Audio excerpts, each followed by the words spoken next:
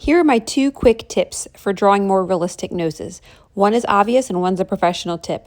The obvious one is never to forget that you're actually drawing light and shadow. You are not drawing a nose. You are sculpting out the nose with light and shadow. And tip number two, which is my pro tip, is that if your nose is not looking the way you want it or it's looking a little rough, is to go back to your reference image and look for any tiny little details you might have missed.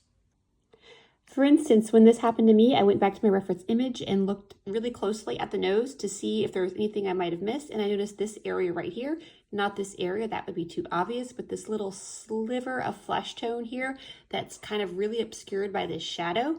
And I went back and added it to my drawing. And when I stepped away from it, I immediately realized it looked much more lifelike and three-dimensional.